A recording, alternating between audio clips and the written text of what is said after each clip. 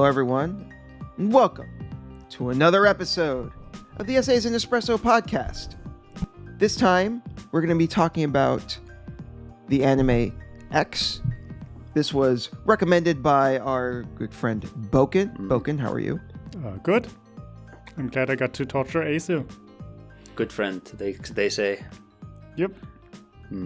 We're buddies. We're the best of friends. I love you guys. Feeling may not be mutual. Wow, what a fucking response. It's like, oh man, what great friends you are. Well, I hear the reservation in your voice when you said that. you know, I heard it. You know what I to had to think do? about it for a Okay, moment. not that. Let it all out. Not to dive into things too quickly, but Okay. by the halfway point of watching this show, I remembered that when we did the Code Geass extravaganza thingy, Boken busted out a bingo card of garbage that he felt that Code Geass would fit into. And I went back and I was like, I need to find that bingo card because I'm sure that I can get a much better bingo than he was able to on Code Geass.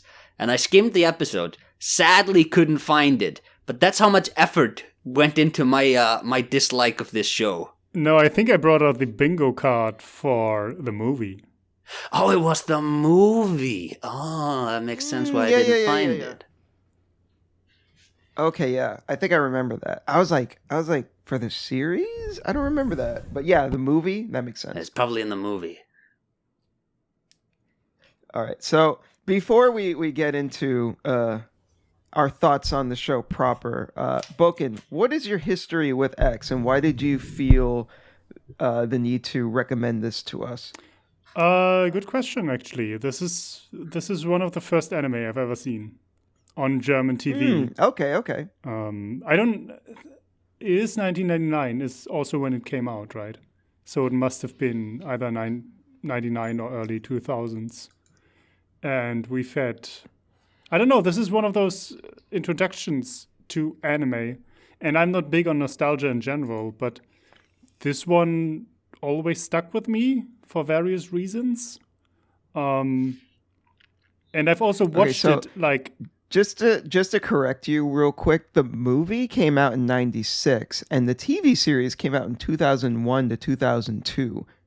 I have no idea. I think it takes place in 1999 because otherwise I have no idea why it's called 1999. Okay, because I'm pretty sure I didn't watch the movie.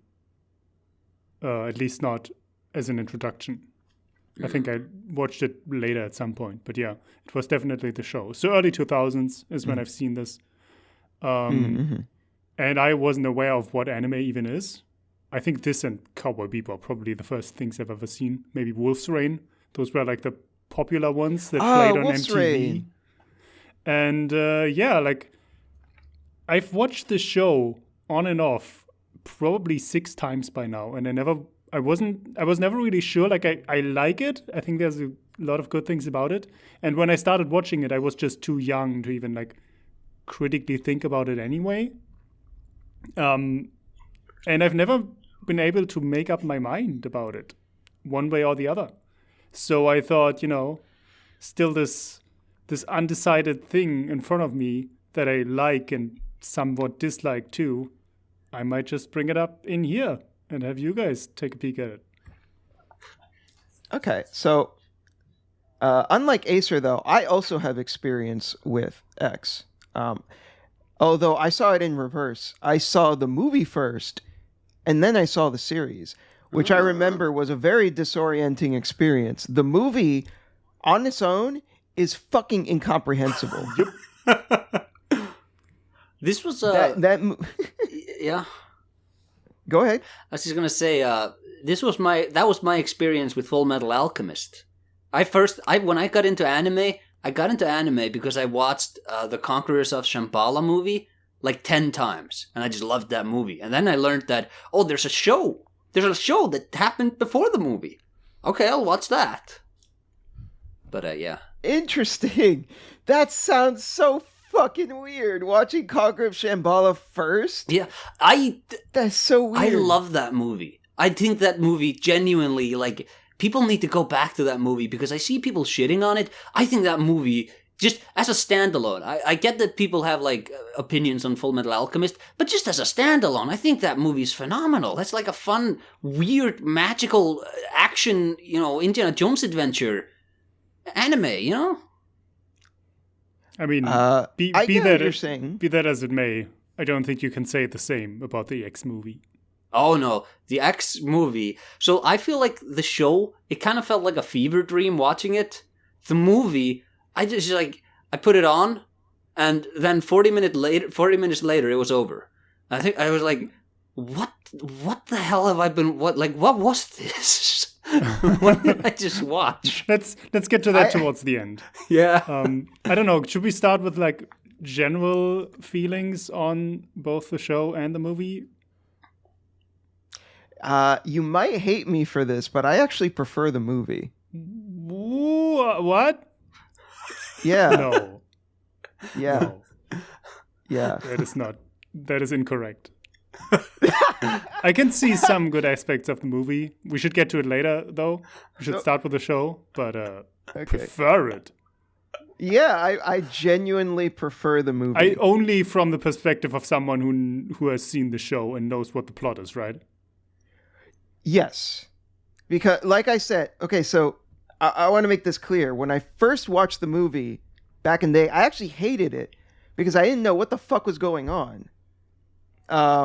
And then I watched the series after the fact, and then I was like, oh, okay, I guess the movie makes more sense now. But now, when I rewatched them this time, I watched the series first, and then I watched the movie, and then I was like, I think that had a huge effect on my perception of the movie. There's other factors too, but we'll get into the movie later. Yeah. And you, Asa? I hated it. I hated watching this. I think so. Okay, I said this was like a fever dream. It is now dawning on me that the movie is not a continuation of the series. No. It's a retelling. Yeah, it is now dawning on me. So I don't know. I guess I liked the show better because at least like I kind of got what was going on. Yeah. But you hated. Why do you hate the show? Because it's fucking boring. What? I honestly, I found most like the first half of the show I think is like really dull. Yes, I'll say. After we got after the bad guy appears, the other Kamui. After the second Kamui appears, instantly, like, the show went from garbage to watchable. I'm like, okay, something is freaking happening now. I can now pay attention and see that, like, okay, there's a conflict. I get it now. It's not just these characters waxing poetic about being dragons of the light or dragons of the earth or whatever. I will say I agree with that. Here's one thing that I will give credit to the movie for, because I don't think this was made clear in the series. In the series, it kept bugging the shit out of me of like, what is going on with Fuma? Like when he turns into the other Kamui. It's like, why did his personality just completely shift? And there was a kind of a line in the movie that suggested that that when he becomes like a dragon of Earth, that his personality was overwritten and he was just like overcome with like these baser instincts that are fueled by being a dragon of Earth. It's a bunch of like whatever contrived like nonsense, made up by the show. But at least it was something for me to like hold on to and be like, okay, there's at least some sort of explanation as to why he has this complete personality shift. Daniel, I don't think the show explained that at all. I need to stop you. The show did explain the same exact thing. It did? Yeah, okay. Wow. It is like they explained to Kamui the scenario where he would have chosen to become the Earth Dragon and would have. I remember that. No, I remember that they said like, oh no, if you had chosen to become a Dragon Earth, then your personality would have changed. But I was like, but why though? But that makes no sense.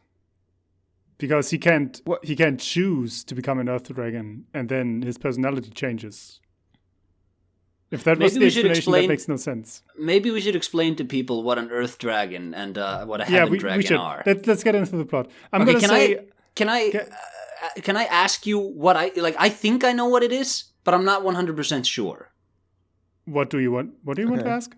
Okay, so I just want to know if I got this right. So we have like a battle for the fate of the universe, and the dragons of heaven, they Well, represent the what? The fate of Earth. The fate, The fate of Earth. humanity, to be specific. Yeah, and it's the Yes. dragons of heaven. They fight on the side of mankind, and the dragons of earth. Yes. They're more about the protection of nature. Yes. Yes. Yeah. Okay. I got that. So I kind of also took that as like, they're the dragons of heaven because like the concept of heaven is inherently like something specific to humanity. So like it made sense to me that like this spiritualism is specific to humans because we're the only ones that could even like perceive of such a thing. Okay, sure, yeah. All right. But the specific conflict is that these people are meeting in Tokyo. For some reason, they need the Earth Dragons need to destroy the. What are they called in English? Because my subtitles were German. Oh. So what are like the barriers? Are they called barriers that they need to destroy? The seals. Seals. Okay. Wait, did you Yeah. watch They're- this in Japanese? Yeah, of course. Where did you find a Japanese version of this? I On scoured Amazon the Prime. internet. Yeah, but I scoured the internet and I had to watch this dubbed. I couldn't find a subtitled version. I also had to watch this dubbed. I found, in case anybody's watching who wants to watch the show, archive.org, for whatever fucking reason, has the entire show just available in the dub Okay. with the DVD ripped, like MKV, like highest quality you can get. Like, No, I watched it on Amazon Prime. It had the Japanese and the Really? German dub and I didn't German know it was subtitles. on Prime. Yeah, the movie too. The movie too. The movie Interesting. too. I didn't know that. Yeah. But anyway, so the Earth Dragons, they need to destroy like 7 seals that are placed around Tokyo. And if that happens, then basically they have the power to destroy the entire Earth. Because that also means they killed all the heavenly dragons. So, real quick, I also wanted to throw this out there. I have this in my notes. This was directed by Kawajiri. This is the same guy that directed Ninja Scroll and Vampire Hunter D Bloodlust. Like, I was in complete shock. Is that a because steamed this- anime? Yes. Okay. I was in complete shock because Kawajiri tends to direct anime movies. I think this is the only anime series he's ever directed. He's storyboarded a bunch of other like anime series, but this is like the only anime he's ever like directed, which seemed really strange to me because he's only ever done like OVA and movies. All right. I would have sooner believed that he directed the movie than the series, but yeah. Okay, I don't know who that is. No idea. I also haven't seen the other anime you just mentioned. You haven't seen Ninja Scroll? Who the fuck hasn't seen Ninja Scroll? I haven't seen it either. This is literally the first time I'm hearing of Ninja Scroll. Yeah. I think I've heard of Vampire Hunter at some point. Yeah, Vampire Hunter D Bloodlust. But I don't know if I've heard to that. Like, Vampire Hunter sounds like the most generic name for a thing ever. So it might not even be the anime. There might be a board game called Vampire Hunter that I've heard of. No. Vampire Hunter D, specifically, it was like a series of books, and then they made like 2 movies. And they're both considered like anime classics. Okay. Okay, boomer. Okay, Oh yeah. Okay, he Anime boomer. he did He did Wicked City as well. Okay. He also did Highlander: The Search for Vengeance. He also did one of the Animatrix shorts. Well, okay. Like I know what Animatrix is. Never seen it though. All right, he did the animatrix short where it was like the two are fighting in like a simulation, and like the chick is like in kabuki like makeup, and she's like fighting with a spear against the other dude. Anyways, whatever. This is not about Kawajiri. Yeah. I just thought it was interesting that he directed this because it's not typical of him to do so. Is this like is this a manga adaptation? Yes. It's a manga. Yeah. Does this begin where the manga begins? Because I felt like I was just being dropped into like the end of a really long running show. I wouldn't go that far, but I can kind of see that it starts you in, like, throws you kind of close towards the deep end. Yeah. Let's put it that way. I mean, there's a lot of stuff implied that happened before Kamui comes back to Tokyo. I think they show what happened, though. Yeah. I think they kind of make that clear with his mother, who... We should say Kamui, the main character, comes back to Tokyo, and he doesn't exactly know why, and then he discovers his fate, that he needs to choose one side or the other. Either side with the Dragons of Heaven to protect humanity, or side with the Dragons of Earth to destroy humanity and let the planet recover. And when he does his decision, his best friend Fuma, who he hasn't been with because he was away from Tokyo, basically becomes his equivalent, his twin star. Twin star, that's right. And you are his twin star. Turns into his mortal enemy out of nowhere. And then they Can fight. I say, and then all the other dragons fight. Yeah, okay, so there's a fight where they two fight, Fuma and Kamui fight, and this isn't like the end. And there's the battle ends with Kamui stabbing Fuma, and Fuma's like, "Huh, you should have stabbed me here." Okay, I was watching that, and I was like, okay. You should say that a lot more sexually, like. Yeah, there's a lot of like homoeroticism in this show. I love it. Like the Japanese voice acting is awesome. There's a scene near the end where one guy is like whispering something into another guy's ear, but it's like animated, so it's like when he started moving towards him, I was like, oh, they're gonna kiss. Because they both have like their lips extended towards each other, and then he like slides past his mouth and goes to his ear. Yeah. Was that the guy who was in bed? The dream seer? It might be. But whenever Fuma like approaches someone, it's like so sly and like subtle, and like he's about to choke you and have a smile on his face. But the thing is, see, okay. We remember Code Geass. I think basically, with the exception of fan service, everything Code Geass did poorly, I think this did worse. And one thing we all noted about Code Geass was the character designs were kind of like noodly and generic. Yeah, that's true. They're the same designs from the same people. Yeah, but hold on, because this was like a really frustrating moment for me watching the show. It's when Kamui stabs him. There's a scene where all of Kamui's little friends come, and Sorata is there. And Sorata, like, with a baseball cap and the yellow jacket. And he shouts something. And I was sitting there watching this and being like, I thought you were Fuma! I thought you were the same fucking character! What? Which one of you has been the one? Now I need to go back and figure out which one was which and which... Like, Fuma's Fuma! Yeah, I know now! You thought Sorata and Fuma were the same person? Yes!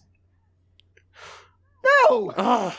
It was so frustrating for me. They like, look very different. Which one was which in which scenes? Like, now I had to... Like, and I was like, okay, so wait a minute. Sorata, he's not Kotori's... He's not related to Kotori. I was like, what the fuck is going on? Dude, Sorata was voiced by Tony Oliver. Fucking Fuma was voiced by Crispin Freeman. They're voiced by completely different people. Yeah, I guess. Okay, I think we can chalk that up to you being stupid. No, I'm right. No, I mean, I'm not right, but like you can see how I make the connection. No, why, dude? There are they're some tall characters dudes? that look similar, but not Fuma and Sorata. Like, I no, very just much no. disagree. No. Sarata has like the jacket and the baseball cap, and he has like a completely different vibe to him. Yeah. Like he's like very, very carefree, very energetic, very happy. He's my favorite character, by the way. I hated I him. think Sarata. No, he's the best fucking character. He is a bro. He is a fucking bro. No, I would agree. He's so zippy. He's like a Tiny Toons character or a Sonic the Hedgehog friend. I but that's felt what he makes was him so out of great. place. No, He was Because so he out of also- place with the rest of the cast. But you need a fun cast. Like you need a cast that has some variety. Do you? And he took his shit seriously. He accomplished something. You know. Dude. Yeah, we can't ignore his dedication to Arashi was also fucking like that's some Chad shit That's the- right there. Girl with the dark hair and the bangs. Yeah, with the the sword that sword, comes yeah. out of her hand. Yeah, they fight at the end. Their romance is one of the best aspects of this show, I think. I feel like his dedication to her was great, but I felt like her feelings towards him felt a bit rushed. No. Rushed. Okay. She goes through an entire arc where, Most like of they the spend show, so she's much kind time of- together. Well, most of the show, she seems like very dismissive of him, and then like the moment they start cooking together, she's just like, "Oh, wait a minute." Yeah, and that's when she kind of turns, like sees him in a different light. Yes. And then he actually does like the sacrifice. And then she turns again, goes to the Earth Dragons because she can't even bear like him sacrificing himself further. And then she comes back around on his side. Like, come on. I did like the tragic irony that like she went through all that trouble to save him, and like it was basically his undoing. I mean, yeah, most of these people are destined to die anyway. And So and to be fair, I- Sorata, he's the only one who actually manages to hurt Fuma. And Fuma needs to sacrifice one of the Earth Dragons to even regain his power. Like, to regenerate. So he accomplished something. So I think that this show had a lot of like interesting ideas, and I think the themes that it tries to tackle are pretty interesting. So like there's clearly this very strong free will versus determinism thing going on. Yeah. There's also this like the environmentalist themes going on. Like humanity is destroying the earth, but humanity is still a part of the earth. Would the earth be better off without humanity? All that stuff. So let me there are some things. The reason why I latched onto this as a teenager or as a young teenager, I guess. This whole idea of humanity being like a parasite on the earth, and especially the visuals of like destroyed civilization and then nature grows over it again. That is one of those like visuals that I've liked ever since I watched this anime. Like this motif of nature reconquering civilization. There's something that is something that I seek out pictures of because I like to look at it. You mean like the crumbled buildings with like flowers and grass on them? And vines coming. Did you play through The Last of windows Us? and all that shit? Yeah, of course. Yeah, that's basically The Last of Us. That's a lot of things. It's not an original motif, but it's a cool motif. It was created in The Last of Us, the greatest game ever made. I think the soundtrack of this anime is great. I will agree with you, Asa. You wrote before there's only one song. And there's more than one song, obviously. But I think the main theme is fucking amazing. There was I've one listened to- episode where they played it 3 frickin' times. And there's But like it's it's amazing. like there's an action version, then there was like a sorrow version, and then there was the action version again, and I'm like, you've played it 3 times in the same fucking episode. You know what else has only 2 songs and is an amazing soundtrack? Lord of the Rings. Lord of the Rings has like Okay, 50 so- songs. No, it has the same 3 themes over and over. No, what are you talking Yes, about? What about the Sauron theme and the theme of the Shire? No, they're not played often. You hear the Hobbit theme, and you hear the fucking main theme, and then you hear the Orc theme, and that is the most of these movies. And they're good themes, and I don't mind them coming back. This is an unhinged take, I think. No, it's not. This is, dude. You're talking about the Three Hunters theme in Lord of the Rings, yeah. I don't know which one that is. Like Yeah, exactly. Yeah, I think that's played like 3 times. No, you are crazy. We'll have to rewatch those movies. I haven't seen those movies in like 15 years, so I have no opinion on this. Why haven't you watched? They're so good, Daniel. Because if I watch one, I'm gonna have to watch all 3 of them, and that's like 9 hours. No, don't. Here's the trick with the Lord of the Rings movies. The theatrical cuts are the best cuts. Don't watch the extended shit. There's one scene in the extended movies that is worth it, and that's like the death of Saruman. That's the only scene which should have been in the theatrical cut. Everything else is better in the original. The extended cuts don't even add anything of substance, right? Yeah, it's largely just like it's just faffing about, and it's like the pacing becomes really weird and extended. I remember watching the extended cut and being like, "Oh, I've never seen this shot before. Oh, this is a new angle. Oh, that shot wasn't there before." But I had fun with that, but it was kind of pointless. Yeah. So I wanted to bring this up real quick. I understand why he's like this, but can we agree that Kamui is completely fucking insufferable for like the first half of this show? I get why he's like that. You know, it's because he's bummed out about his mom passing away. That's totally understandable. And in retrospect, I'm like, okay, you know, I get it. But I think part of the reason why the first half of the show for me was like hard to get through was because Kamui was so fucking hard to sit through.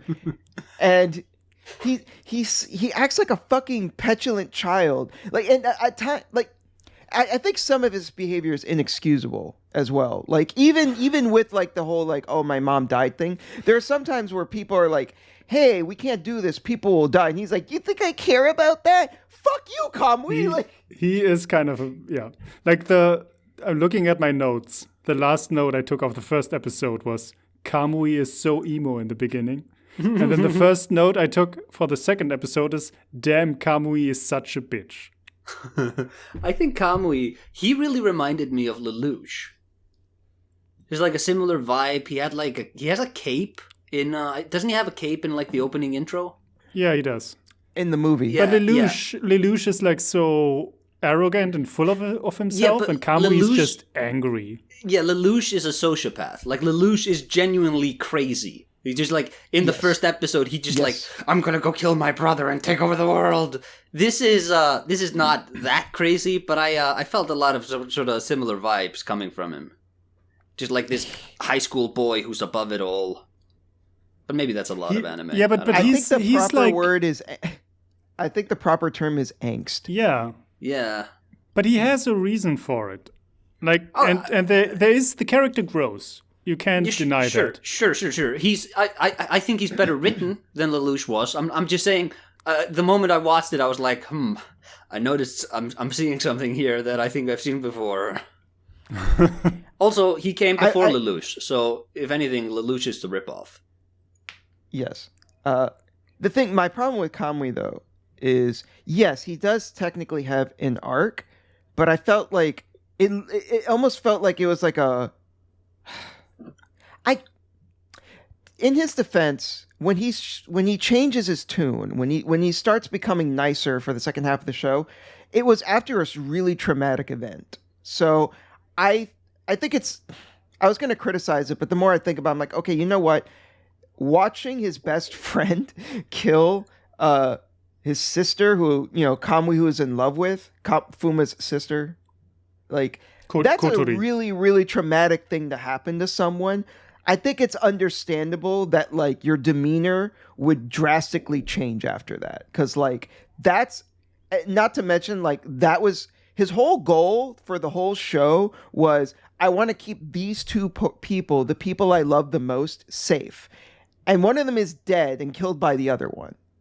Yeah. So, yeah, the more I think Yeah. about it, I was gonna say like, oh, it was a jarring shift, but I'm like, no, that's actually really understandable. And just I want to bring this up, like that scene where Kotori gets stabbed.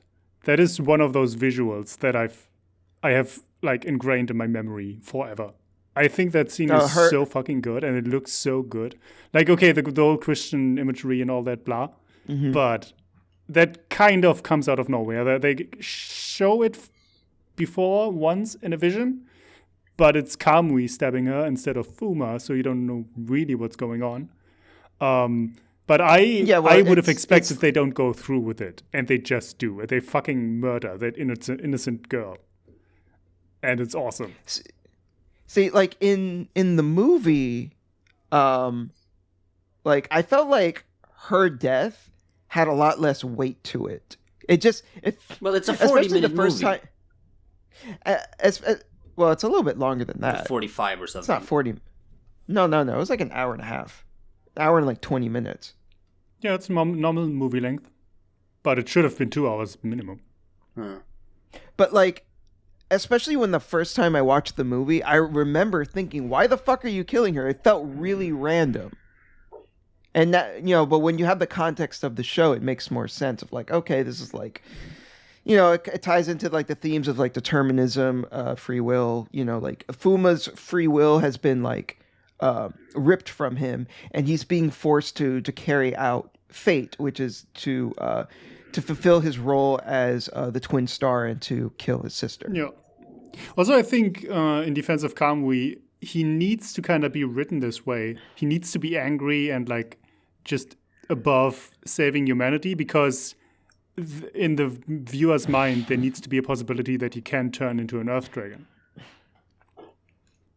Sure. Like sure. He there needs to be a chance that he can become that sociopathic in a way. And I think they do a fairly good job of that, because it's also like he doesn't trust the Hinoto, the dream seer, and she also makes an effort to lie to him. Is that the girl with the white hair? Yeah. Yes. The princess. And she also makes an effort to lie to him, so he can trust her even less. And then the other, like the sister of her, the black-haired lady, comes to Also him and actually offers him, an alternative. So he isn't even sure what he's supposed to do. So he could turn both ways. Which I'm starting to wonder if part of the reason, because the more we talk about, I feel like the show does have a lot of interesting stuff going for it. I'm wondering if the dub hampered my experience. Oh, there's no way it can't not have. Why? Like the dub wasn't great. Like the girl especially, the one with the short hair and the wolf, Anuki, her voice was so fucking grating. I hated her character she's the entire she's the worst time. character too.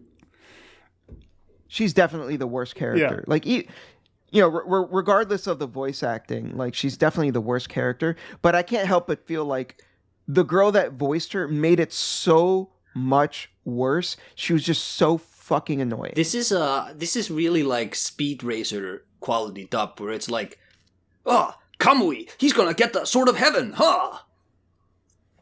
You need to watch it, Boken. It's something. I don't want to. There's some good acting. Like Crispin Freeman as Fuma, he fucking nailed it. He's good, but he's just a good actor. You should listen to Japanese Fuma. He is menacing and sly and just really, really great. So is Crispin Freeman. Crispin Freeman's really good. Yeah, sure. But like I would imagine some of the more like yaoi type stuff probably was sold better in Japanese. This show is gay as fuck. Like, Yeah. It's sexual as fuck. That's part of what I like about it. Like, there's a lot of anime that doesn't even go to these topics at all, or if it does, is just dumb fan service for little boys. But this show is very adult, especially when it comes to sex. Like, no, this is dumb fan service for little girls. No, it's not, because I think it is. No, come on. There's a sex worker. There's there's this. That's true. That is something I appreciate about the show. There was it's not a joke. She's just a sex worker. That's just what she does. Yeah, and then there's Yuto, and what is the dark-haired lady that works for the Arashi? Earth Dragons? Oh. Well, they have a relationship, and they have sex multiple times, Yes. and it's not shown. It's just like it's subtle, It's like it should implied. be. It's implied where they just get out of bed, where they have been, and it's I not also gotta dwelt say, on. like, It's just part of their lives. I also gotta say, I really like that guy, the blonde guy. I forget his name. Yeah. His demeanor, I liked a lot more in the show compared to the movie. In the movie, he just felt kind of like weird and sleazy, but there was something like really smooth and cool about The him, water like guy? a little mysterious. No, the you have water to guy. be you have to be specific though, because in the movie the water guy is a different character Oh. than Yuto, who is only using his like whip thing. I remember there was a scene where he was like, some lady, the lady was talking to him and she was like, huh, that's an interesting power you have there. And he's like manipulating, there's the coffee out of a cup of coffee. And I'm like, this is not an impressive power. This is such a bad showcase. But again, I mean, to be fair, he does some cool shit. Yeah, with sure, his but it's powers. just like Yeah. in that specific scene, it's like, huh, what an interesting power you have, and he's stirring a fucking cup of coffee. Or maybe man. it was tea. I mean, I don't remember. to the average person though, being able to do that is still like, whoa, what the hell? I think I'd prefer not to have any powers. Thank you very much. That's embarrassing. but yeah, in the movie there isn't the dream seer guy who is in bed and only lives in the dreams. So there's an Earth Dragon missing, and they replaced him with another completely new character who has the waterbending power. Yeah, it gets a little confusing. Yeah. But yeah, they have sex, and it's just implied. And then there's the scene between Arashi and Sorata, who eventually, when he's in a hospital bed, they also have implied sex, and then she leaves. And it's like, it's handled so well and maturely. So yeah, tastefully. Tastefully, yeah. Yeah. And yet, we criticized Code Geass, huh? Yeah. Yeah, because Father. Code Geass is just like, hey, let's have this fucking teacher show her literal asshole to the student body. Hey, let's have the table masturbation scene. The classy one. I think that was pretty classy. How about that scene where Callan was in the shower and she showed it all? It was a very brave acting Yes. choice. Brave acting choice. It was a very mature choice to have the first scene with all the girls in a locker room. And Isn't they she talk like about their 16? breasts. Aren't they like 16? Yeah, it's kind of messed up. basically. I also thought it was kind of weird comparing the movie to the show again. So Subaru was the one that woke Kamui up from the coma. He like kind of entered his dreams. He was like a pretty pivotal character in the show. Yeah. And in the movie, he's killed off like in the first fight. Like Yeah, they needed to introduce how the powers work, I think.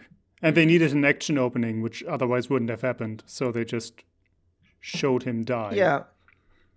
Yeah. Yeah, that was weird. I do kind of like that though, because like it doesn't feel like you're watching the same thing. They do kind of feel like their own two like distinct entities in a way. Yeah. I'm gonna say though, Subaru is also one of the better characters for me. Like especially that agree. scene after Kamui goes into shock when like Kotori is killed, and he enters his subconscious and just pulls him out of it because he went through something similar with his sister. That was like that. I had forgotten that scene, and that really took me by surprise when I saw it this time again. And like it's so like he collapses on Kamui, and they're like Kamui's so gentle when he wakes up, and he's like really thankful for getting pulled out of his like own mental barrier, basically. I don't know, man. I think this show's good. I think that the show has some good stuff in it. I just don't think the execution is as good as it could have been. Like, I feel like there's a lot of missteps that keep the show from actually being like genuinely really good. And again, maybe this is partly because I watched it dubbed, and that probably did have an effect. But I felt like there's a lot of stuff in the show that, like, I don't know, like the first half of the show again just felt like a slog to get through. Like it just wasn't that interesting. While like the second half of the show partly was made more interesting because of Fuma's like turning into the twin star, but I also just think like there was more interesting stuff going on and more interesting visuals. Like in episode 17, for example, Kamui is dreaming that he has like these demonic wings and he's all like bloodied and strung up with wires. And the wires are kind of similar to how Kotori was strung up. Although she was like on a cross, you know, with the Christian symbolism. So Yeah. I think the imagery was supposed to be evoking like the psychological turmoil that Kamui was feeling in regards to Kotori's death, because he kind of viewed her as being like angelic and pure, but she died because of him. So that makes him feel like he's impure and unworthy of salvation. So like I thought there was like a lot of, again, lots of cool, interesting stuff is in the show. And Yeah. that scene in particular, I thought was really good. Like that was actually well executed. Okay, I hadn't thought of that. So Right. it's a good observation. Thank you. I try. I think though, I don't know. See, this may be a bit of a side tangent. It uses that sort of Christian imagery, but I feel like didn't that the writer of Helsing? I think he was very explicit about like, yeah, I just use Christian imagery. I don't know. I have no idea what this stuff is about. Did you not get any of that from this?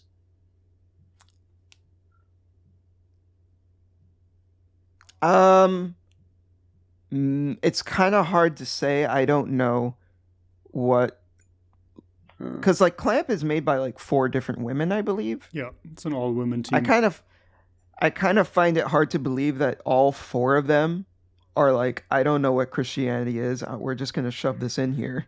No, but I mean, just like there was the only the visuals. one. There's only. Well, okay, no, there are multiple things. Like there's Kotori being strung up on a cross, and I think, as you said, she's sort of angelic and pure. So I can kind of see like the killing of Jesus connection, I guess. And then there's also the Karen, who was brought up in Karen. a church, or like she was abandoned by her mother because she thought her powers are of the devil. I kept Yes. I kept expecting her to complain and get to talk to the manager. Uh, I'm shaking my head.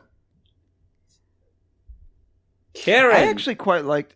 I actually quite liked her character. I just felt like they didn't do enough with her. Like and I think that's one of the problems with the show is that there's way too many characters, and I feel like if the cast was trimmed a bit and more focus was placed on like, you know, a smaller cast of characters, that I would have been more emotionally invested. See, I feel like this is already like I felt like this story was not like this was too little story for how many episodes we had. Like, oh my god, I think there was one episode which was just a clip show. So I don't know. Yeah, there was. I don't know if you just exacerbate that if you start culling the cast. Like, yeah, episode 17, half of that was like a recap. Yeah. But no, I think cutting the cast in half and just like putting more depth and detail into these characters and just giving us more of them, and like I think there's so much more you could have done with Karen. Like she has kind of like a interesting relationship with like the journalist, because like she's clearly in love with him, but he's already married, so obviously like they can't do anything. But like, you know, she has this kind of like unrequited love, and she pretty much just like dies so that he can, because like he's got something to live for, and she feels like she doesn't. Yeah. Like, I feel like that moment would have hit harder if we had spent more time with her character and we got to know her a lot more.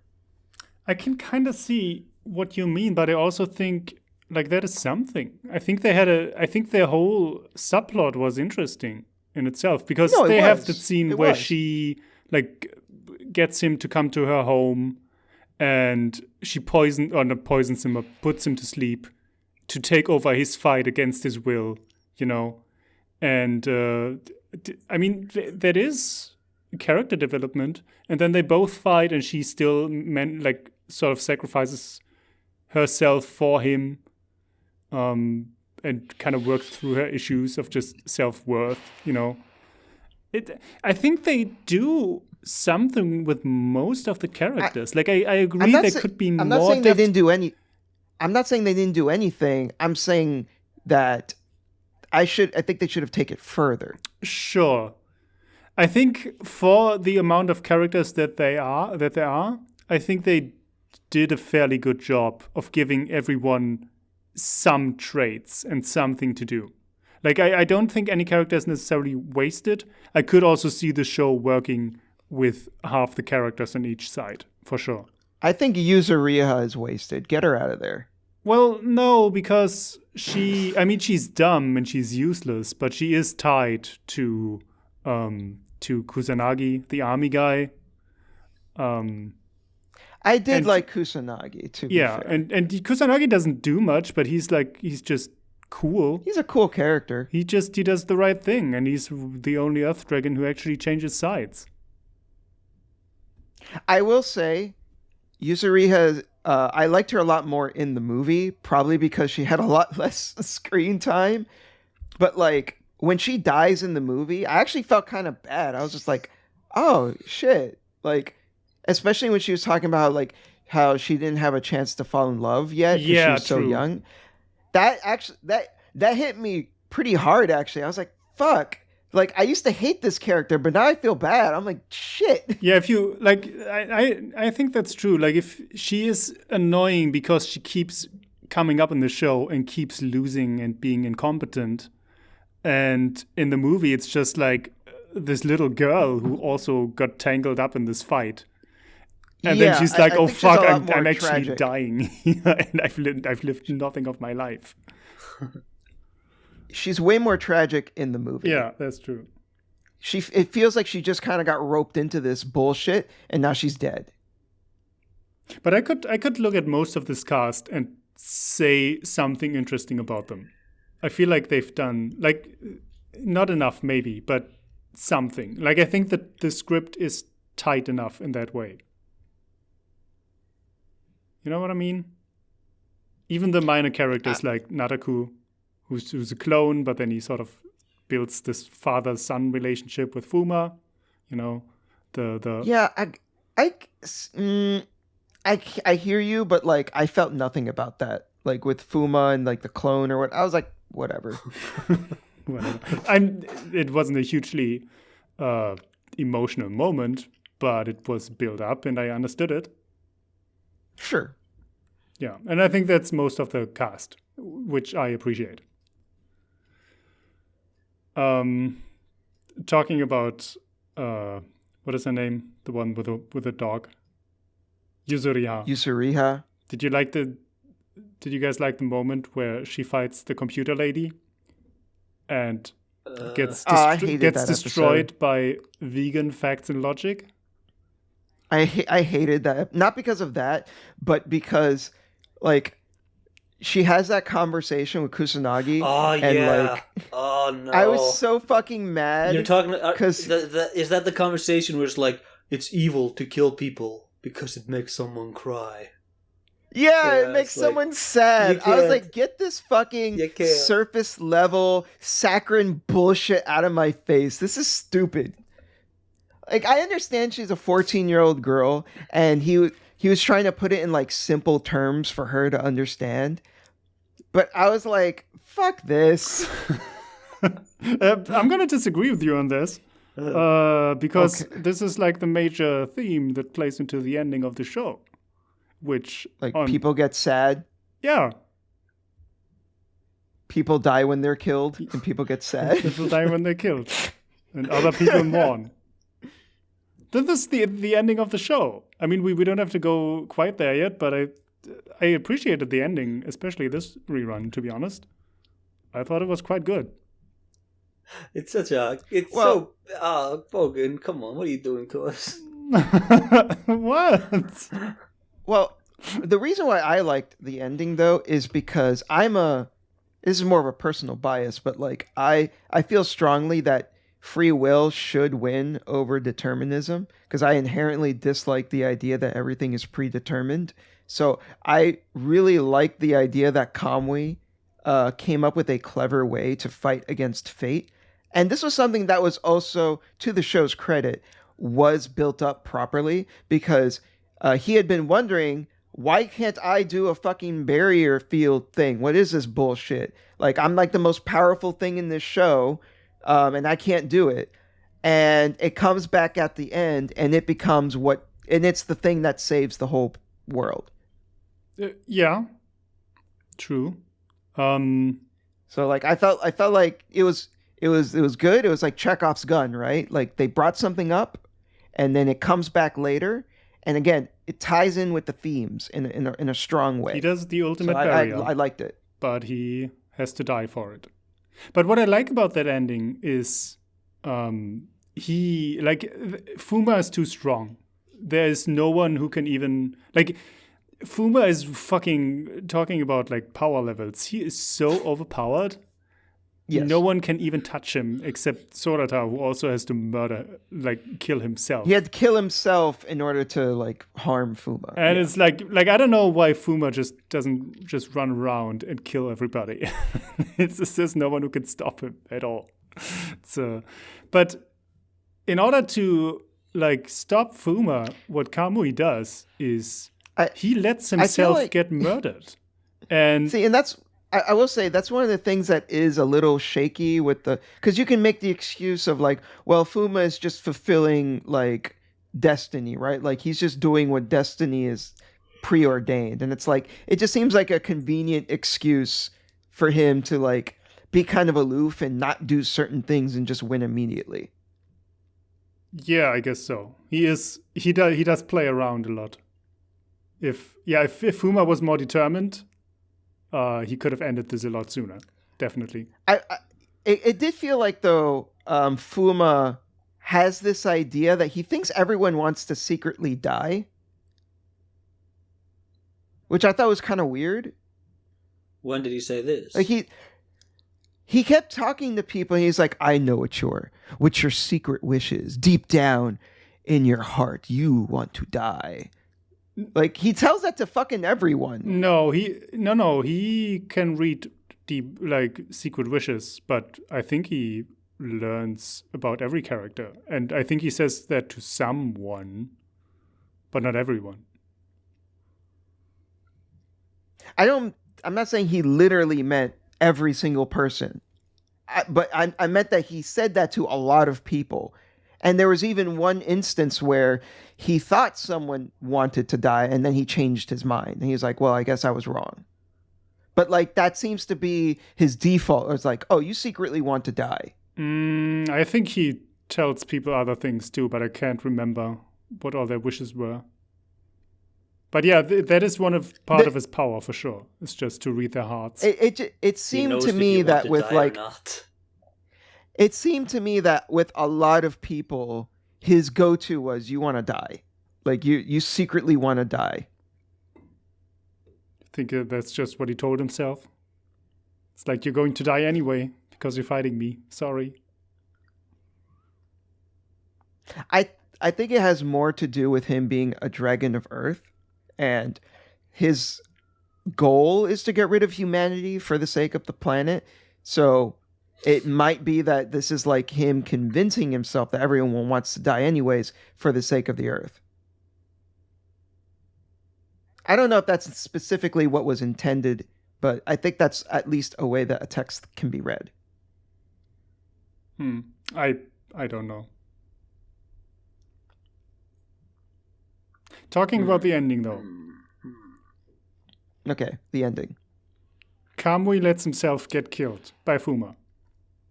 And Yes. they bring this whole idea back of when someone dies, other people mourn for them. And that's why it's wrong to kill people. Like, that's the whole moral debate of why humanity should be left alive or not. And this is what Kamui does, is like the sadness that overcomes Fuma basically returns or changes his personality, because Fuma became like a different person. And the memory of Kamui is basically brought back by the fact that he killed his best friend. And that is why, there was no way to stop Fuma except to bring his personality back and turn him into a not a raging psychopath anymore. And so, I don't know, that is the only way to end all this. And that is the ultimate sacrifice that Kamui brings. And that's how he saves humanity. Hey, you know who else saved humanity by sacrificing himself? To his best friend? Lelouch. I know who. But I think there's a clear setup and a clear payoff. And to me, the ending works very well, to be honest. I think it also ties into like a lot of the Christian imagery. There's a lot of like this idea of sacrificing yourself for the sake of others. Like Jesus Christ sacrificing for everyone's sins. Yeah. You know who also did this? Madoka. This is true. Madoka sacrificed. She didn't. She turned into a goddess, but like I guess she sacrificed like a normal life Superman. for the sake of everyone. Superman also did this in All-Star Superman. Well, it's almost like this is a very common theme. No, Yuki didn't do that. I'm sure the Pharaoh did at some point. No, he didn't. What? He What an didn't asshole. sacrifice himself. He just beat the bad guys and then he went on living. Right. So I guess I don't know, I feel like what I said before still stands though. Like I feel like the show has some good stuff going for it. It has some cool ideas. It's got some good themes and it handles its themes pretty well. I just feel like the execution in a lot of instances wasn't quite there, and I can't help but feel this is partly due to Kawajiri being a movie director, and he's not really used to directing like a TV show, because this is the only TV show he's ever directed, and I think it shows. He doesn't have experience in this field specifically, and as a result, he kind of floundered a bit, and I think what could have been a better show, because like I don't want to take away anything from this guy, because like he's done some great shit before, but the great shit he's done is also mostly like action movies. Like he doesn't really handle stuff with like any real substance to them. As much as I love Ninja Scroll, Wicked City, and Vibrator D Bloodlust, those are not movies that I watch for the substance. Those are movies I watch because they have gorgeous animation and cool fight scenes and cool characters, but they don't have meat to their bones, right? You watch them for the style. Okay, but then let me ask you... Oh, sorry, go on. No, go ahead. Well, I wanted to ask you guys, do you like the action in this? How do you like the fights? No, I don't. Why? I think some of the animation, like I think that's when Kawajiri like really shredded his stuff. There were certain fights, not all of them. Some of them looked a bit choppy. Some fights looked really good. Like I thought like the first fight with Sarata and like the water dude Yuto. in like episode 2. That one is like that's a really good fight. Yes, I agree. I think this is one of the better fights. Didn't you feel the fights were a bit too chatty though? It's a TV show. What do you expect? I expect fights to be fights. Some fights were not chatty at all, though. But you're right. The first one is like the one Daniel mentioned, because they also have to introduce the idea of the barrier, which I'm gonna say I like the barrier concept in itself. That they're kind of erecting this, and only if like the heavenly dragon who erected it dies, then the damage actually is brought onto the real world. You know, I think that's a pretty cool concept for like a nothing fantasy against universe. But the way they explain it is like both of these characters know what it is, but for some reason they still feel the need to spell it out to each other in the most unnatural way possible. Yes. Yeah, the exposition in this show at times is like pretty clunky. Yeah. I think the animation is pretty good, like really good in certain parts. Asa, why did you dislike the fights though? Largely, it's just the chattiness, and I think it's so because they begin the fight. All right, let me erect my barrier, and I need to explain to you how the barrier works. Okay, this we talked about, but then I feel like I don't know. Maybe I'm coloring my experience because I just didn't love the show as much as you did, but I felt they were just. You know, they just kept talking to each other and kept talking and talking and talking. And it's like, shut the fuck up and just kill. Like, Fuma, shut the fuck up and just kill these people. What are you doing? Why are you having these arguments with them? It's like, you know. Fuma also needs to mentally break people. I think he gets off on it. I feel like I hear what you're saying, and I feel like you can tell in scenes like that though that this was based on a manga where like it would make more sense for like a panel where like a character is about to swing his sword and he yells something and then they clash, you know, and then like they say another thing. True. And in the show's defense, characters do die. So that's something. Yes. Characters do die, yes. This isn't just a 5-minute conversation and then both parties walk away. Although that does also happen, but there's a lot of death. And some characters who don't deserve to die don't die. Like Kusanagi survives. I think Subaru survives. I want to say. Arashi survives. I think Arashi deserves to die. Nah, I'm joking.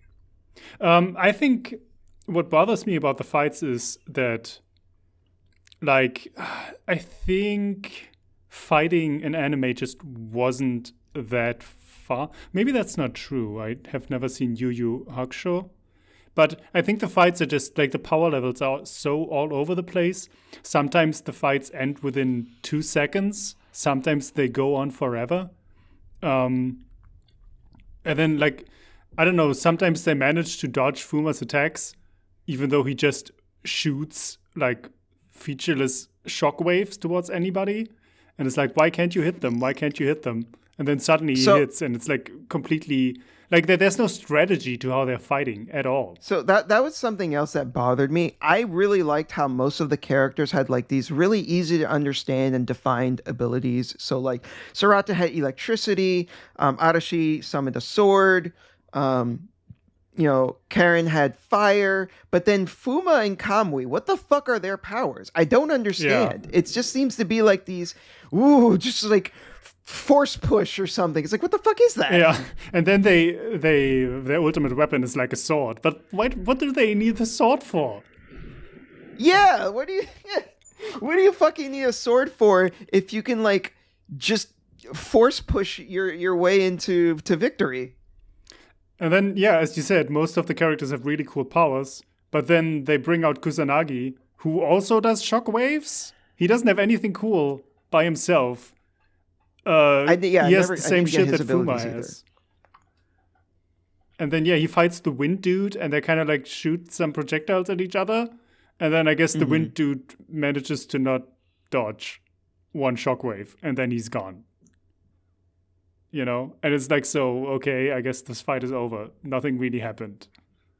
And it's the same when, like, Karen fights the Nataku, like the guy with a paper or whatever he has. The clone. Yeah, it's that was also kind of weird. She shoots one fireball at him, and he immediately dies. Like, he just falls, he doesn't manage to block, and he falls out of the sky and is incapacitated within a second.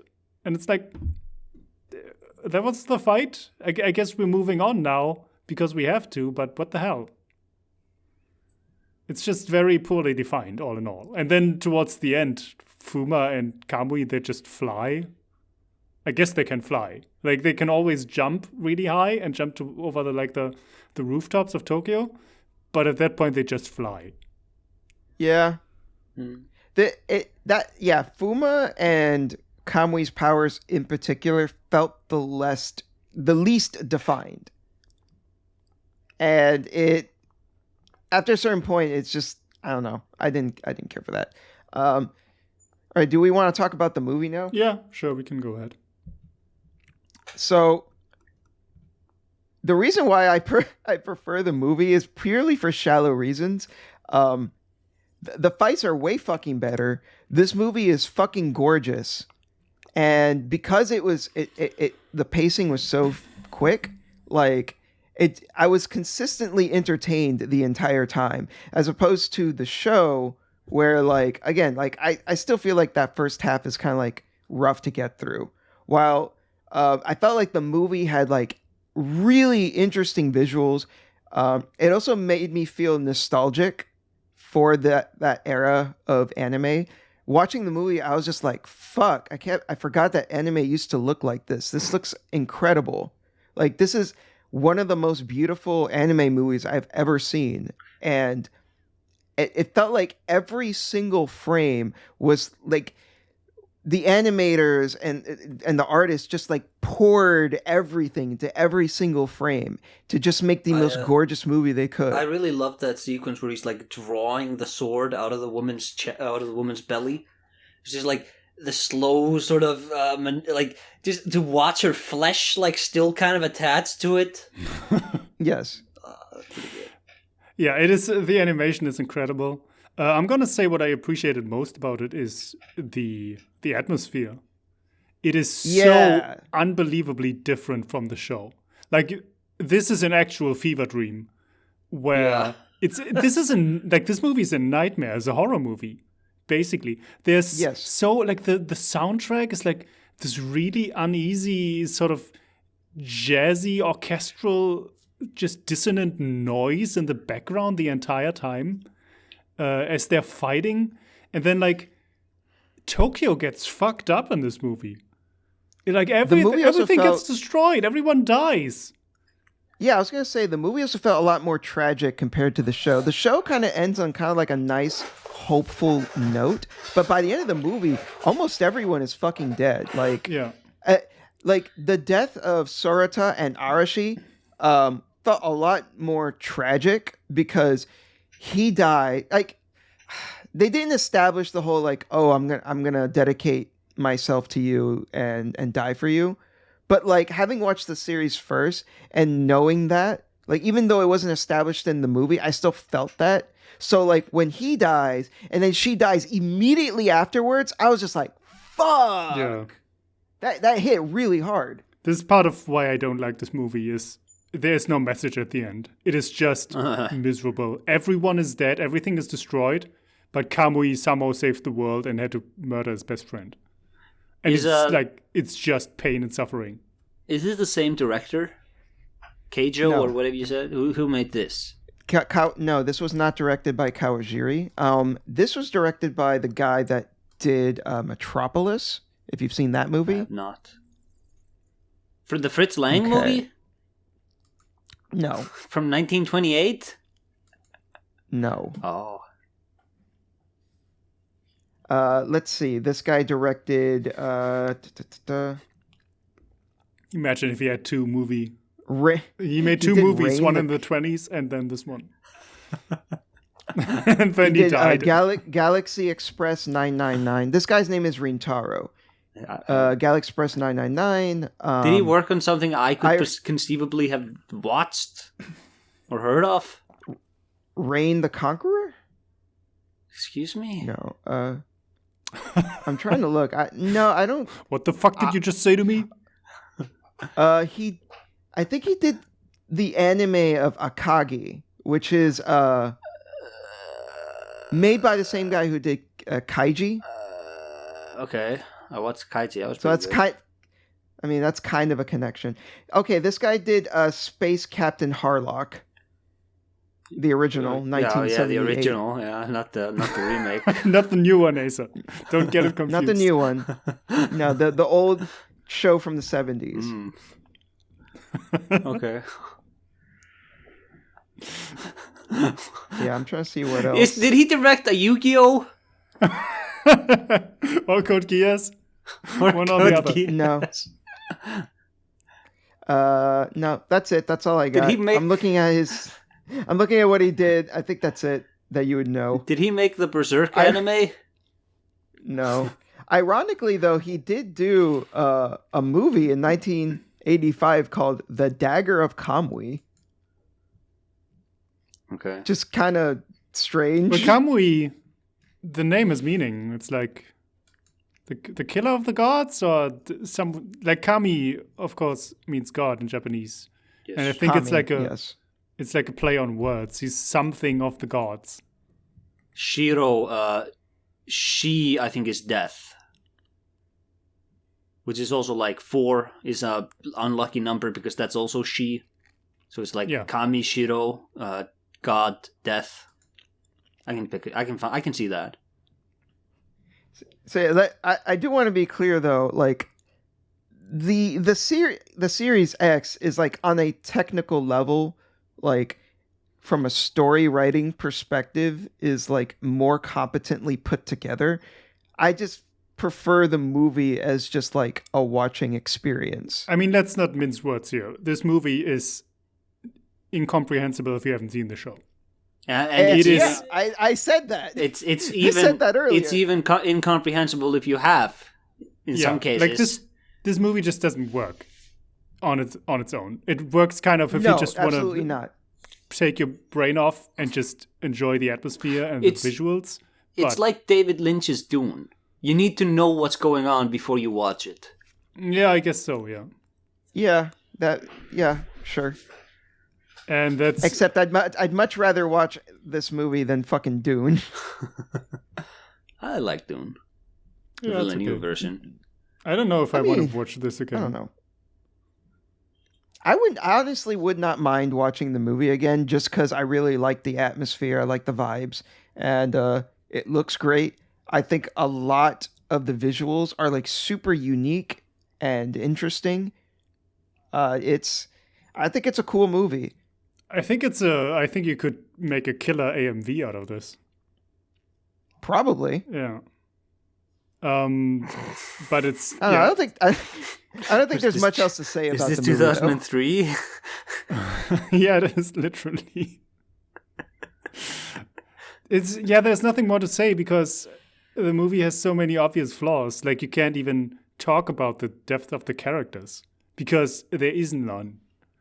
They stayed with the same amount of characters, and it's just a mess. Like no one has to talk about nothing getting developed at all. Like Fuma randomly kills his own the members of the Earth Dragons because he's that evil, and they need to get rid of them. He just somehow. kind of does it. He just kills them. He kills like 3 people. And that it was just like kind of 3 random. people out of his own team, and then also the rest of them. It's fucking. I remember as it was happening, I was just kind of like, "Oh, okay, whatever, I guess." Yeah. Is that a case of? Well, we need to write these characters out of the movie because we don't have time to develop their stories any further. I think Probably. so. Yeah. Or they need to show that Fuma is like really, really evil. Like he's become beyond just trying to save the Earth. He's just now a complete psychopath. But I do think the movie works well as a.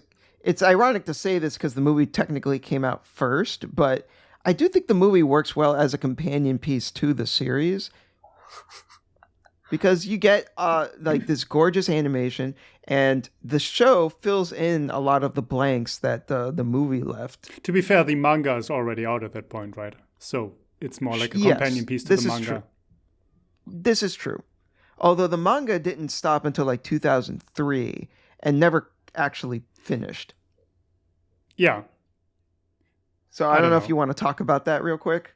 I can. I mean, I did read up on it earlier, and it's just I don't know what the manga did differently or where it is, but it's basically on endless hiatus, I guess. I mean, it was put on hiatus in 2004 or 2003 because because of other incidents in the real world that affected Japan. Like there was a huge earthquake, and there are, of course, a lot of earthquakes, like civilization-destroying earthquakes in X. And then there were some murders of like school kids where like the bodies were found decapitated. Ew. Which also happens multiple Jesus. times in this show. And so, it was a very sensitive topic. And I don't think it was even the publisher. I think fans said it's hard for them to read further into X because of the recent events. And so they kind of just stopped making it. But it was never given up on officially. It's just on hiatus. But it's been like 20 years. Yeah, it's over. There's no way they're ever going back to it. What if they did, though? That would be interesting. Sure, I would mean, read the manga, probably. If Clamp tomorrow announced, okay, we're finally, after like 20 years, we're going to bring back the manga, we're going to continue it, I would say, okay, I'll read it. If Clamp came out tomorrow and was like, we believe that the real world has turned to enough shit that this manga is no longer controversial to make. It doesn't matter anymore. Yeah. No, but because like I get that in like the 90s, early 2000s, yeah, this is a bit excessive. But like, I don't know, I feel like this is pretty, this is tame compared to some of the stuff they put out now. Oh yeah, at this point we're owning it. Yes. Yeah. Yeah, I'm looking at all the stuff that Clamp has done, and like it seems that all that they're doing right now is Cardcaptor Sakura. That show is still going on? What is that? No, I'm talking about the manga. They're still making manga chapters for Cardcaptor Sakura. Okay. What is that? That is a very classic magical girl anime. It's like Madoka Sailor without Moon. any of the It's subtext. basically it's Sailor Moon for like girls half the age. Like literally for like elementary school girls. How do you know about it, Daniel? Imagine Because the Asa. cartoon was the anime was advertised as a cartoon when I was a kid. I say Yeah, imagine a Bogan. show, but every single character is Yuzuriha. Who is that? The She's girl from with the Madoka? dog. The girl with the dog. In Madoka Magica? No, No, in X, you asshole. Oh, the girl with the wolf dog. Yeah. Yes, Yeah, the girl with the wolf Imagine dog. her multiplied by 5. I'd And that prefer is your not show. to. Thank you very much. I was like, there's no dog in Madoka Magica. I mean, there's a white cat, but it's not a cat. QB. All right. Is that it? Are we done talking about X? I guess so. Okay. I thought that was a pretty good discussion. I Yeah. will say, Bogan, we briefly talked about the music. I think I disagree. I think there is only one song in the show. It's not true. Like I It's can a tell good you track, 5 though. different songs right now. Good track. Yeah, but that I'm saying, they did play that one song a lot, but the music I think is pretty good. Yeah. Again, I've watched, like, I grew up with this, and I still randomly listen to the main theme. Not the opening theme, which is also pretty kick-ass in Japanese, I skipped the opening theme every time. but the main theme called Sadame. I listen to this on my own recreationally, like, regularly, because it's such a good song. Sono Chino Sadame. What Jojo. was the opening in the English version? Probably the same. Was it Daniel? like the... Yeah, I think it's the same. Was it I Did it have skipped Japanese it. lyrics? I skipped Yeah, it. yeah, it was in Kimi wa Japanese. Starlight? Yeah, it was the same song. Okay. See, in the German version, which I grew up with, it no. was a metal song called Mother Earth by Rhythm Temptation. What? Yeah. It was completely different. But to me, that was always the opening. And then at some point, it was weird to find out what the original Japanese opening is. But it's so much better. Kimi no Twilight. That sounds like a Do you know that song, Daniel? Rhythm Japanese Temptation. anime song. They're basically like Nightwish. No, I don't think I'm familiar.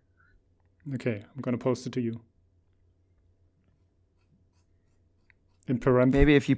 Maybe if I hear some of it, it'll come back to me. To be fair, I already posted it to you, and you apparently ignored it. Oh, really? Yep. My bad. Oof. Well, I've sent you songs before that you've ignored. That's not true. It's fine. That's absolutely true. I listened to everything you sent me. I don't believe you. Listeners, this is what being on a Discord chat with these boys is like all the time. Did you fucking listen to Black Serotonin by Hail the Sun? They're still going. You didn't send me that. Yes, I did. I'm looking at it right now. I'm looking at our DMs right Then now. I probably you fuck. did. You didn't say anything about it. Shut up. Fuck you.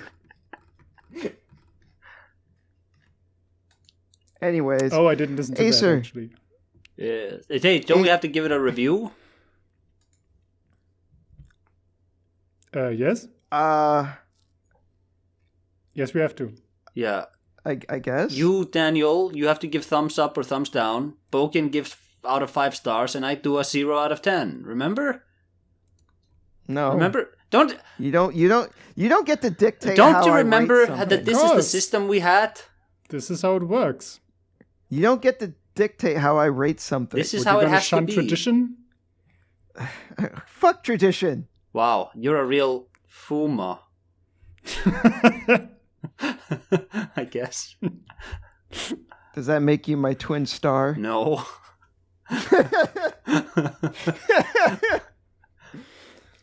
Does this mean I get to go crazy and just like to start killing you I'm, and everyone and telling have to give people it- that you have to give your it a- wish is to die? You have to give it a thumbs up or thumbs down. And you can do it the same for the movie. All right, I'll give both a thumbs up. Why not? Yay! And none of this strong thumbs up or weak thumbs up nonsense. I give it a decent thumbs Yeah, up. it's no. I give the movie a strong Your thumbs up. your system is a binary, and you're introducing gradients that do not fit. I give I love gradients. I give this like a 4 and a 4. I was not enjoying myself. Out of 10? Four out of Yeah. what? Yeah, I do a 0 out of 10. Bogan does something out of 5 stars. Well, that's disappointing. Yes. I don't know what I'm giving this. I mean, I'm giving the movie a 2 out of 5 for sure. Aw. There are some good aspects, but it was too miserable and too shallow overall. I don't know if it's shallow per It se. is so. Come on, it has nothing to say. It is narratively shallow. I will grant you that, but like I do think that there is actually a lot of substance in the movie's style, if that makes sense. Like I feel like there is a lot conveyed through the visuals. I don't think the visuals are shallow. I think it's I don't think it's beautiful just for the sake of being beautiful. I do think that they were trying to convey something through a lot of the imagery. I think it's interesting, Bogan, that you're disappointed in me giving the movie a 4 out of 10, but you give it a 2 out of 5, which is the exact same number. No, I was disappointed about the show. Oh, okay. But that said, I'm not sure if I'm giving the show. No, I guess I'm giving it a 4 out of 5. Whoa. I think Yeah, I had a feeling. 3 out of 5 is is too low because I did genuinely enjoy it. I liked the ending more than previous times. And I kind of agree that the first couple episodes are a bit annoying. But in terms of just the script, they did what they could. And they did it decent job with it. Or more than a decent job, a good job. Right, But it's also a show that I agree is far from perfect. And I think that's why it took me like 7 or 6 tries to actually get this. Like there's nothing extremely strong about this show. Let's put it that way. But there's a lot of cool shit about it. Yeah, sure. Yeah, I can agree with that. There's cool shit in it, but again, I don't feel like Kawajiri was the right director. If he's better when it comes to just like cool action movies, not really a show like this that's trying to convey something of substance. It also hurts that Sorata and Fuma's, their character designs are so similar. I think we all agreed on that. No. I'm not the only one who thinks this. Comment down below. Could they look any less the same? They're both tall. They both have brown hair. There's so many tall characters in this. Not Kamui. You don't even see Kamui's Sorata's short. hair. Like, Yeah, Kamui, that's something I do like about Kamui. He has that Yukimoto thing where he's like a tiny little guy surrounded by a bunch of taller guys. Yeah, and he's 80% legs. And he's just like stunting on all of them. Yeah. I did think that was kind of funny. He's just like this little bean of a dude, and he's just like, I am way stronger than all of you. Did he Get have a wrecked." moment where he wore a jacket as a cape? No. Don't Yuki think so. did that. And One Piece So, characters do that. So Acer, Yeah. Acer, what is your recommendation? Have you figured something out? I've been scrambling since the beginning of this video. You two are absolutely sure you don't want to read the Book of Dianetics. No, I'm not reading I am not Scientology reading propaganda. anything with more than 300 pages. 300 I pages, Boken!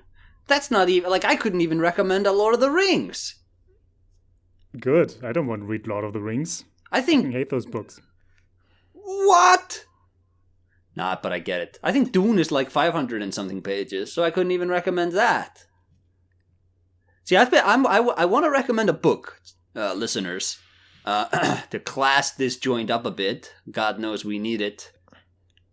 Okay. So we have even less views, huh? That's a good one, Bogan. Recommending an anime nobody has seen from like 96 or From whatever. 20 years ago. People have seen this. Is this like highly regarded anime? It is known, for sure. Alright. It's like a cult classic, I suppose. It's Yeah. it's only known by like we boomers like us. Like And now it's me. not generally known. How about we... It's only known by people who gave enough of a fuck like 20 years ago. But that is most of our audience, is people in our age who grew up with the same Yeah, shit. Probably. Okay, so I'm thinking. I guarantee you there's going to be people that are watching this. I'm like, that are going to be like in our age bracket that are still going to be like, what the fuck is this? I've never heard of this. Yeah, that's like... I feel like every time Bogan recommends something, almost every time, it's like Madoka Magica, and I read that and I'm like, ugh, what the hell is this? No, Madoka Magica Dude. was extremely popular. And Yeah, then Bogan extremely. recommends... you recommended, Daniel, that we watch Kimi no Kyokai? Kara no Kyoko. Kara no Kyokai, and I was like... That one's more obscure. Yeah, I was like, what the hell is this? Yeah, and Daniel recommended Gungrave, which is very obscure. That's very obscure. But I knew Yes, what Gungrave was, yes. because me and a friend of mine played the game a lot when we were kids. The Okay, first so you're person one. judging this wholly from your experience. Oh, yeah. Yeah. Okay. Hey, I recommended Spec Ops. Did you? Yeah? Daniel, is this true? I didn't recommend it. Of Did course I recommend it? I did! Fuck you. Okay, but I've been thinking, and this is like I'm gonna let you two choose, okay? Okay. Yeah, because I've been thinking. We did something special last time. We did Yu-Gi-Oh! Season 0. So we could either, this time around, do the Duelist Kingdom anime, or, since Boken hasn't seen it, I was wondering if we want to do Berserk 98. I have seen that.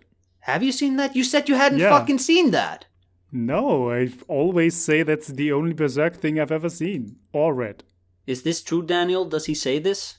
My God. I remember distinctly asking him, and he said that he has seen the 97 adaptation, yes. All right. Well, then I guess it's the Yu-Gi-Oh! Duelist Kingdom anime. I don't think so, my friend. How many episodes is that? Don't worry about Duelist. No, hold on. Duelist Kingdom anime. We're not doing Yu-Gi-Oh! Again. Duelist Kingdom arc. It might say 52 episodes, but a couple of those are fillers. It says 40 episodes. Yeah. We're not doing Yu-Gi-Oh! Again? Are you nuts?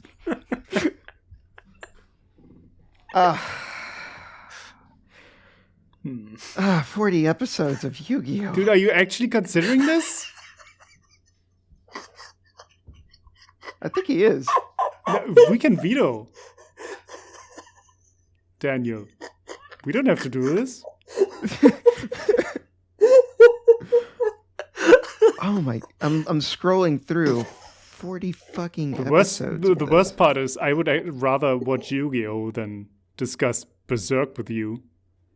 Because I'm just gonna sit here and listen to you talk about things that I don't know.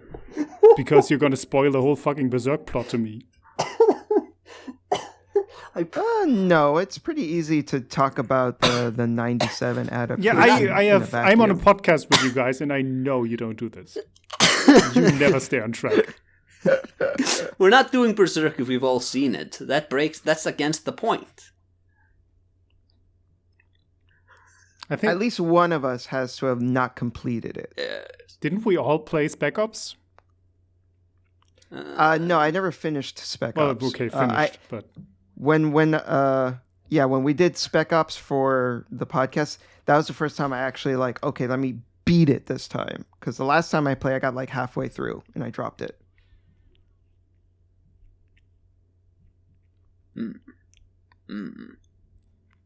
are we actually doing Yu-Gi-Oh? I can't think of anything. Are you gonna? Do you want to skip your turn? No, I'm not skipping my turn. What is Duelist Kingdom? Have I seen this on TV? Because I've watched a This lot is of the- Yu-Gi-Oh! On TV. This is the very first season of Yu-Gi-Oh! This is with Pegasus on the Okay, island. I've seen all of this multiple times. I feel like I've seen most of it. I know I saw it a good chunk of it as a kid, and I know I also watched the abridged series, which I'm 100% the abridged series covered most of it, and Yes. I know that I saw more than what happened after episode 40 for sure.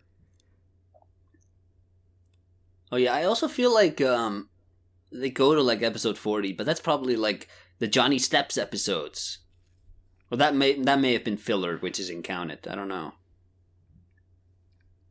I think you need to go back to the drawing board. What do you say, Daniel?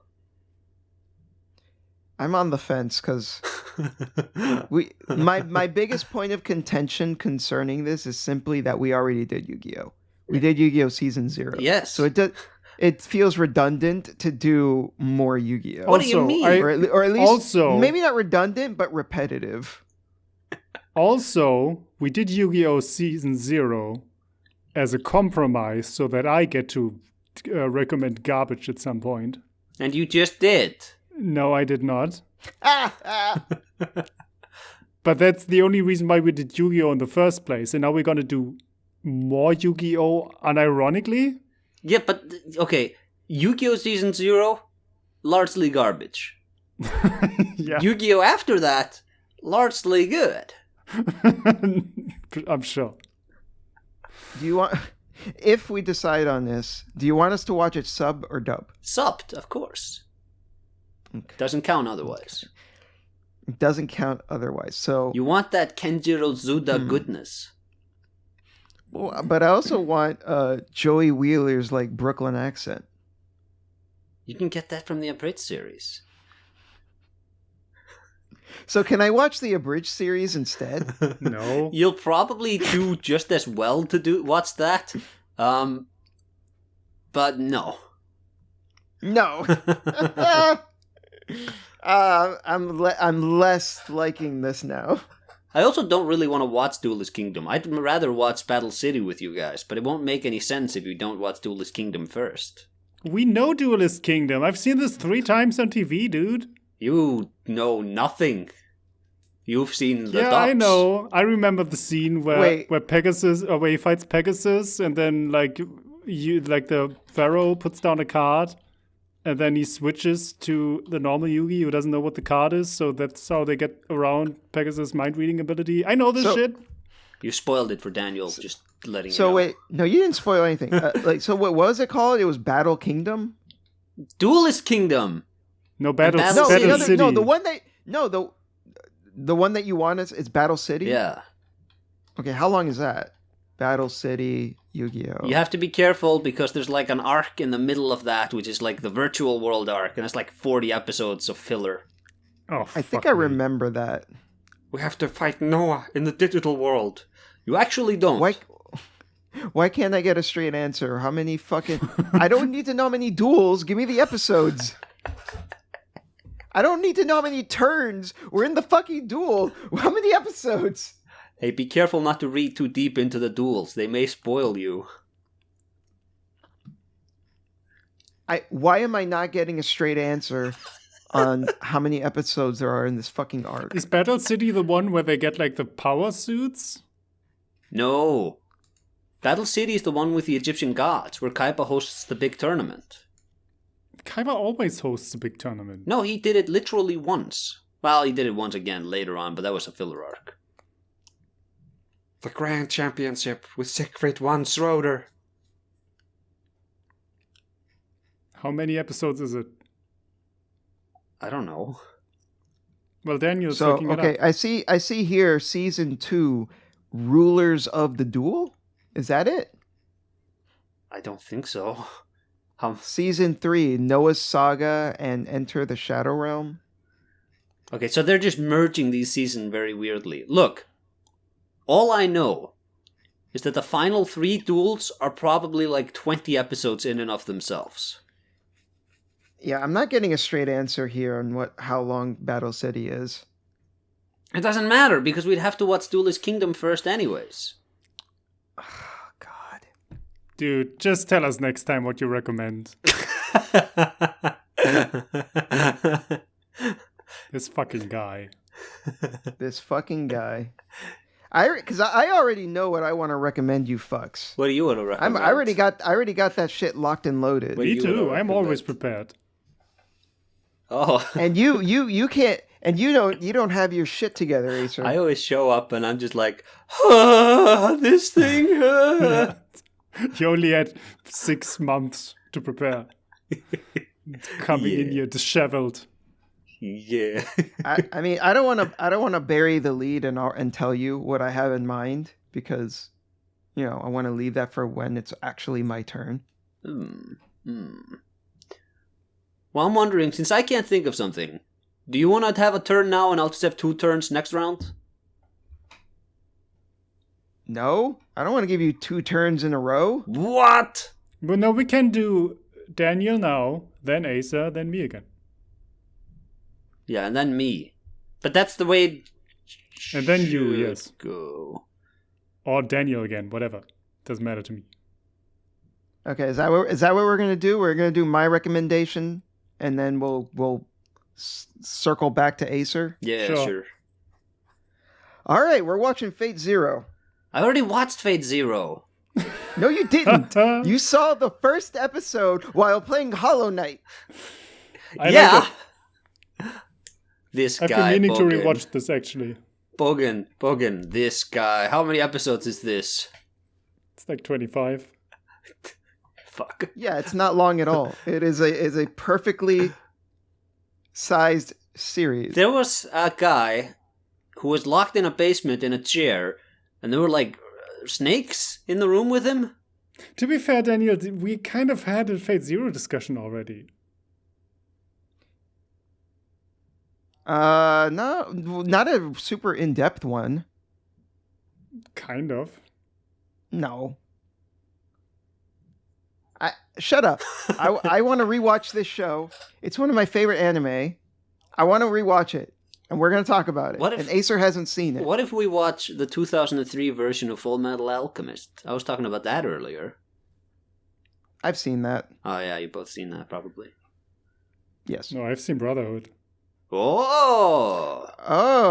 Okay. So you've never seen 2003 FMA? I think I watched up to the episode with the dog. Oh. Well, Okay. the thing about I don't. the thing about that though is that I think that's like 50 episodes. So that is a bit excessive.